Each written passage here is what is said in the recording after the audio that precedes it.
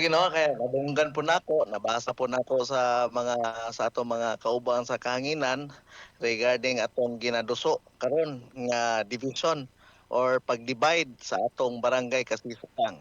Ang atong barangay kasisang diri sa atong syudad sa Balay-Balay mo ni ang atong pinakadako nga barangay nga ang ilang registered voters ani moabot na og mga 16,000 plus, no? Sa tungod sa kadako sa kasisang natay tulo ka buok nga voting centers para mo-accommodate sa atong mga registered voters during the barangay o kanang national election o local election nato.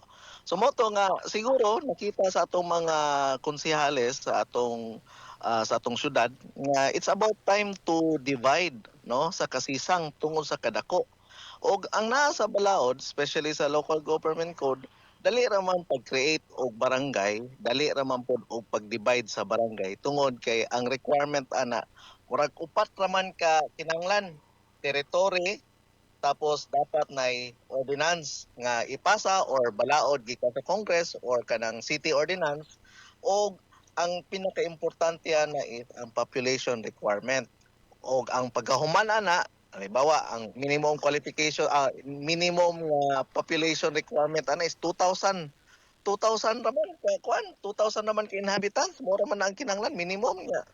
Dira sa atong barangay Kasisang, ang kanang 16,000 plus registered voters pa na, dili na mo ang total inhabitants sa Kasisang.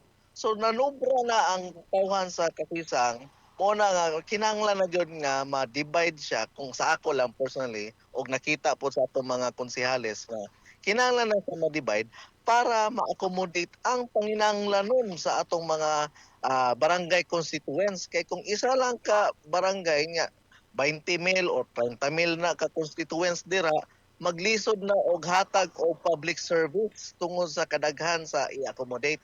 So kung siguro kung i-divide na to into two barangays ang Kasisang, upper o lower, siguro mas matagaan nato og serbisyo ang atong mga katawan sa barangay. Ako lang i-emphasize no nga ang sa Balaod ni ingon lang dito nga ang population is at least 2,000 inhabitants. Nga natay ginatawag nga territory nga ang kanang so pwede ra man nato na ma-divide ang Kasisang into upper or lower, og naapod tay gina-requisite nga kinahanglan it will be by virtue of city ordinance, kay city man ta sa Balay-Balay or pinaagi po sa creation by the Congress, pinaagi sa balaod nga ginususo sa Kongreso, no? Pwede po ang sanggunian mo buhat ana. So kung ang importante ana nga kung naay ordinance nga for the division of barangay Kasisang or any barangays for that matter, wala tay problema na. Pero it doesn't mean nga mo na to.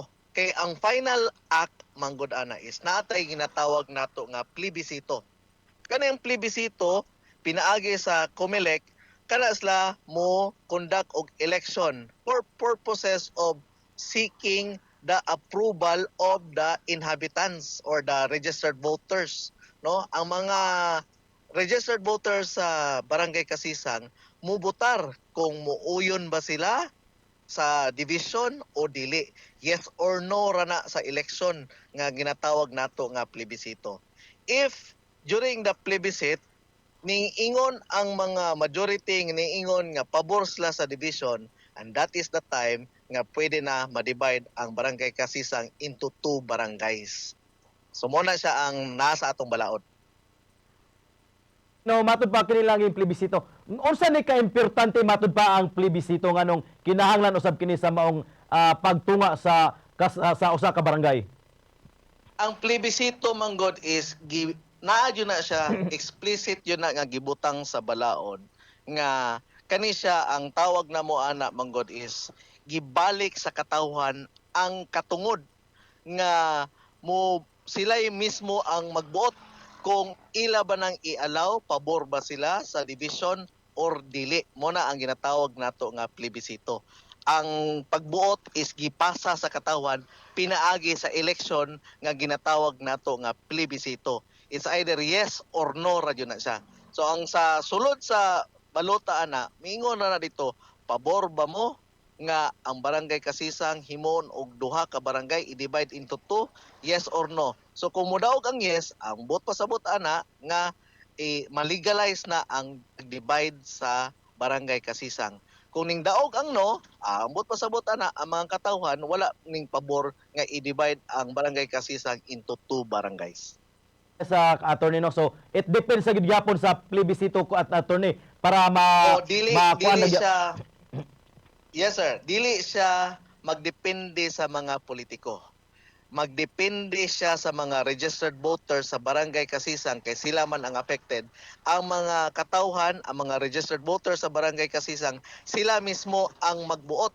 Sila mismo ang mag-decide kung ang barangay Kasisang i-divide into two barangays.